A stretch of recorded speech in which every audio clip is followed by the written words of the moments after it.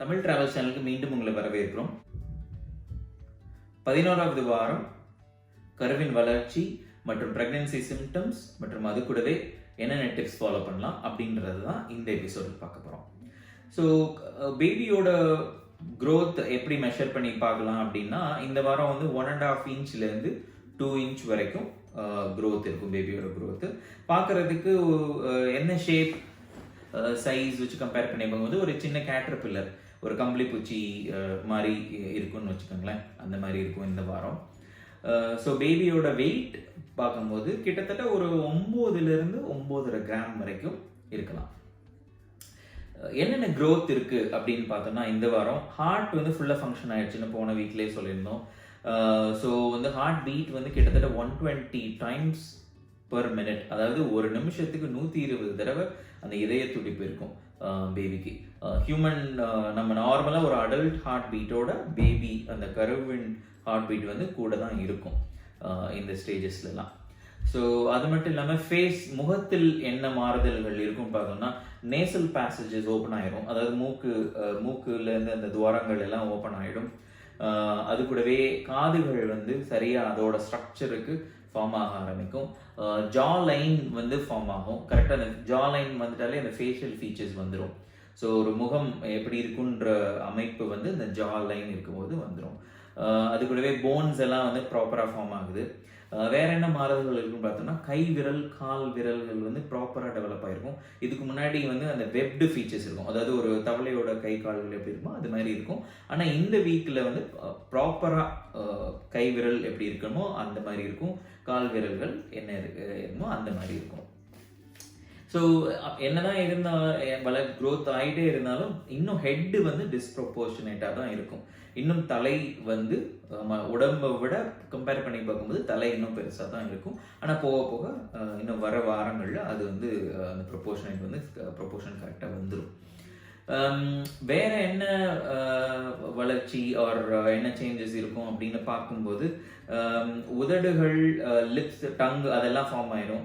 So என்ன வேணால் baby வந்து இந்த சூவிங், ஸ்வாலோவிங் அதெல்லாம் வந்து இப்போயே ப்ராக்டிஸ் பண்ண ஆரம்பிக்கும் அந்த அம்னியோட்டிக் ஃப்ளூயிட்லே.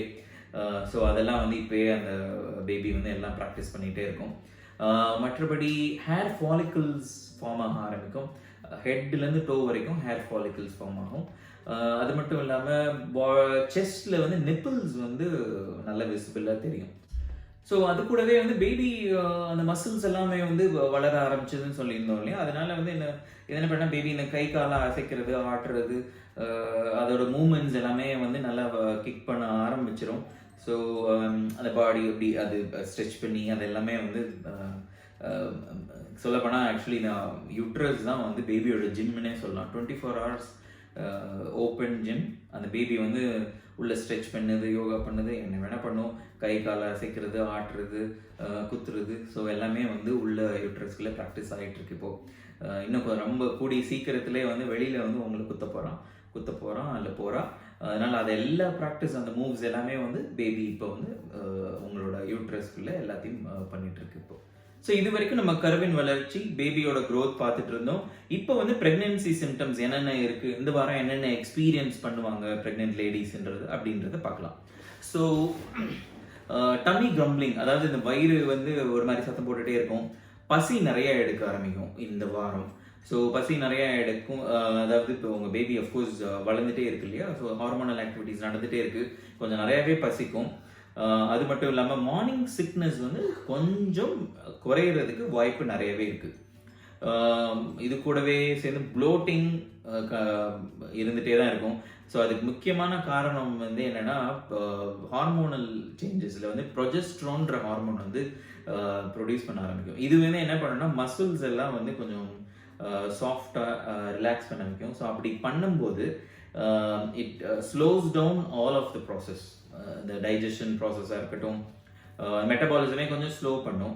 ஸோ ஏன்னா டைஜஷனை ஸ்லோ பண்ணும்போது, டைஜஸ்ட் ஆகும்போது the body will take most of the nutrients. அந்த டைஜஸ்டிவ் சிஸ்டம் வந்து நியூட்ரியன்ஸ் எல்லாம் எடுக்கிறதுக்காக டைஜஸ்டிவ் சிஸ்டம் ஸ்லோ பண்ணும். ஸோ இந்த டைஜஸ்டிவ் சிஸ்டம் ஸ்லோ பண்ணுறது பேபியோட க்ரோத்துக்கு ஹெல்த்தி. பட் ஆனால் அதே வந்து ப்ரெக்னென்ட் லேடிஸ்க்கு வந்து அது ஹெல்த்தின்னு சொல்ல முடியாது. ஸோ அதனால் வந்து இந்த ப்ளோட்டிங் ப்ராப்ளம் இருக்குது அண்ட் கான்ஸ்டிபேஷன், ஸோ அதோட சம்மந்தப்பட்ட நிறைய ப்ராப்ளம்ஸ் இருக்குது. ஸோ நீங்கள் அது இந்த வாரத்துக்கான symptoms. Plus extreme fatigue, tiredness நிறையவே ஜாஸ்தியாக இருக்கும். ஏன் டயர்ட்னஸ் ஜாஸ்தியாக இருக்கும்னு சொல்கிறோன்னா, பேபியோட டெவலப்மெண்ட்டோடயே சேர்ந்து ப்ளசண்ட்டாகவும் டெவலப் ஆகிட்டே இருக்குது. ஸோ அதுக்கு எக்ஸ்ட்ரா எஃபர்ட் எடுத்து உங்களோட பாடி வந்து ப்ளசண்ட்டாவோட க்ரோத்துக்கும் சேர்ந்து ஒர்க் பண்ணுறனால டயர்ட்னஸ் இன்னும் ஜாஸ்தியாகவே இருக்கும். அது கூடவே சேர்ந்து ஃபுட் கிரேவிங்ஸ் இருக்கும், நிறைய சாப்பிட தோணும், பசி நிறைய எடுக்கும், நிறைய உங்கள் குறிப்பிட்ட ஐட்டம் வந்து உங்களுக்கு ரொம்ப பிடிக்கும், அதை நிறையா சாப்பிடணும்னு உங்களுக்கு தோணும், நீங்கள் சாப்பிடவும் செய்வீங்க. அது கூடவே இல்லாமல் ப்ளோட்டிங் ஏற்கனவே பார்த்துருக்கோம், எக்ஸ்ட்ரீம் டயர்ட்னஸ் பார்த்தோம், இன்னுமே வந்து நாஷியா அண்ட் வாமிட்டிங் இருக்கும். மார்னிங் சிக்னஸ் கொஞ்சம் டெவலப் ஆனாலும் இன்னும் அந்த சிம்டம்ஸ் எல்லாம் இருக்கும். அது கூடவே சேர்ந்து ஃபெயிண்டிங் அண்ட் டிசினஸ் வர்றதுக்கு வாய்ப்பு இருக்குது. சில மயக்கம் வரும், தலை சுத்தல் ஜாஸ்தி இருக்கும். இதெல்லாமே வந்து இந்த வாரத்துக்கான ப்ரெக்னென்சி சிம்டம்ஸ், வீக் 11ல் உள்ள ப்ரெக்னென்சி சிம்டம்ஸ். ஸோ இப்போ நம்ம அடுத்து என்னென்ன டிப்ஸ் கொஞ்சம் ஃபாலோ பண்ணி நம்மளோட அந்த ப்ரெக்னென்சியை எப்படி ஸ்மூத்தாக கொண்டு போகலாம், இந்த வாரத்துக்கான என்னென்ன டிப்ஸ். நான் முன்னாடியே சொன்ன மாதிரி நீங்கள் மீல்ஸை வந்து ஸ்ப்ளிட் பண்ணி ரொம்ப பெரிய ஹெவி மீல்ஸாக சாப்பிடாம கொஞ்சம் சின்ன சின்ன போர்ஷன் மீல்ஸாக, நியூட்ரிஷியஸ் மீல்ஸாக எடுத்துக்கிறது ரொம்ப பெட்டர். நீங்கள் 3 வேளை சாப்பிட்றதுக்கு பதிலாக 6 வேளையாக ஸ்ப்ளிட் பண்ணி சாப்பிட்டீங்கன்னா உங்களுக்கு ரொம்பவே யூஸ்ஃபுல்லாக இருக்கும். பேபியோட ஹெல்த்துக்கும் உங்களோட ஹெல்த்தாகட்டும் சரி, இந்த ப்ளோட்டிங் ப்ராப்ளம், இந்த இன்டைஜஷன், இதெல்லாம் வந்து கொஞ்சம் அவாய்ட் பண்ணலாம். ஸோ வேற என்ன டிப்ஸ் பார்க்கும்போது, இன்ஃபெக்ஷன் ஆகிறதுக்கு நிறைய சான்ஸ் இருக்குது. ஸோ உங்கள் பாடி வந்து is preparing for another giving another life. So அப்படின்றப்ப ஹார்மோனல் ஆக்டிவிட்டிஸ் நிறைய நடந்துகிட்டே இருக்குது, இன்ஃபெக்ஷன் ஆகிறதுக்கு நிறைய சாய்ஸ் இருக்குது. அதனால் நீங்கள் என்ன பண்ணணும்னா, இந்த ஹேண்ட் வாஷ், நீங்கள் எங்கே வெளில போனீங்கன்னா ஆர் வெளில போயிட்டு வீட்டுக்கு வரீங்க, ஆர் வீட்டிலேருந்து எங்கேயாவது வெளில போகிறீங்க, ஹாஸ்பிட்டல் எங்கே போனீங்கனாலும் ஹேண்ட் வாஷ் வந்து ரொம்ப இம்பார்ட்டண்ட்.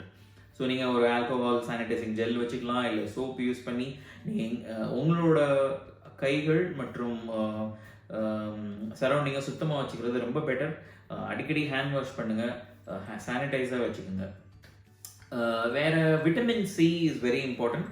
ஸோ வைட்டமின் சி நீங்கள் ஃபுட்டாகவும் எடுத்துக்கலாம், இல்லை ஃபுட் சப்ளிமெண்ட்டாகவும் எடுத்துக்கலாம். உங்கள் டாக்டர்கிட்ட கேட்டு என்னென்ன ஃபுட் எல்லாம் வந்து வைட்டமின் சி நிறையா இருக்கோ அதுக்கேற்ற மாதிரி நீங்கள் பார்த்து நீங்கள் வைட்டமின் சியை உங்களோட டயட்டில் இன்க்ளூட் பண்ணணும். ஸோ அது கூடவே வந்து நீங்கள் நட்ஸ் எல்லாம் எடுத்துக்கலாம். ஸோ நட்ஸ்ன்னு நான் சொல்லும் போது பாதாம், கேஷ்யூ ஆர் எனி நட்ஸ், உங்களுக்கு பிடிச்ச ஃபேவரட்டான நட்ஸ். ஏன்னா நட்ஸில் வந்து ஹை ப்ரோட்டீன் இருக்குது. அது கூடவே சேர்ந்து vitamin E, minerals, magnesium, copper, magnesium, நிறைய மினரல்ஸ் அதெல்லாம் அந்த நட்ஸில் இருக்குது. ஸோ அதை நீங்கள் நட்ஸும் எடுத்துக்கிறது உங்களோட ஹெல்த்துக்கு ரொம்பவே அட்வான்டேஜ். ஸோ இது கூடவே சேர்ந்து நீங்கள் வந்து ஒரு டென்டிஸ்ட் அப்பாயின்மெண்ட் போகிறது பெட்டர். ஏன்னா வந்து இந்த ப்ரெக்னன்சி டைமில் வந்து அந்த கம்ஸ் எல்லாம் வீக் ஆகிறதுக்கு வாய்ப்பு இருக்குது.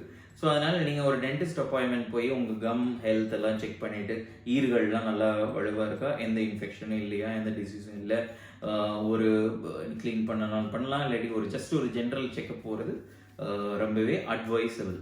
ஸோ கூடவே சேர்ந்து நீங்கள் ப்ரீநேட்டல் யோகா பண்ண ஆரம்பிக்கலாம்.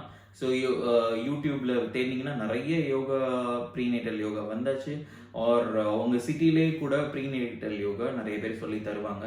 ஸோ இதெல்லாமே வந்து ஜென்டில் ஸ்ட்ரெச்சஸ் அண்ட் மூவ். நீங்கள் ஒரு வாரத்துக்கு ஒரு நாள் யோகா பண்ணுற மாதிரி வச்சுக்கோங்க. ஒரு 1 hour யோகா பண்ணிங்கனாலே உங்களோட ஆன்சைட்டி, ஸ்ட்ரெஸ் அதெல்லாம் வந்து கொஞ்சம் ரிலீஃப் கிடைக்கும். And also it helps your body to relax. ஏன்னா ப்ரெக்னென்சின்றப்போ வந்து டெலிவரி டைம்லலாம் வந்து ரிலாக்ஸேஷன் இஸ் ரொம்ப இம்பார்ட்டன்ட். ப்ரீத்திங் அண்ட் ரிலாக்ஸேஷன் தான் வந்து குழந்தை பிறக்கிற சமயத்தில் வந்து உங்களுக்கு ரொம்பவே உதவும். ஸோ அதனால் இந்த டைமில் ப்ரீநேட்டல் யோகா போகிறது அட்வைசபிள். நீங்கள் ரொம்பவும் ஓவராக பண்ணாதீங்க. வீக்லி ஒரு 1 hour கிளாஸ் போகிறதுல ஒரு தப்பும் இல்லை. ஸோ இதெல்லாம் தான் வந்து சில டிப்ஸ் இந்த வாரம் நீங்கள் ஃபாலோ பண்ணலாம். ஸோ கண்டிப்பாக இந்த வீடியோ உங்களுக்கு பயனுள்ளதாக இருக்குன்னு நான் நினைக்கிறேன். பிடிச்சிருந்தா கண்டிப்பாக லைக் பண்ணுங்கள், உங்கள் ஃப்ரெண்ட்ஸ் கிட்ட ஷேர் பண்ணுங்கள். என்ன டவுட் இருந்தாலும் எங்கள் கமெண்ட் செக்ஷனில் கேளுங்க, நான் முடிஞ்ச அளவுக்கு நாங்கள் கிளாரிஃபை பண்ணுறோம். அதே மாதிரி இன்னும் அடுத்த வாரம் வீக் 12 வீடியோவில் மீண்டும் சந்திப்போம். அது வரைக்கும் நன்றி, வணக்கம்.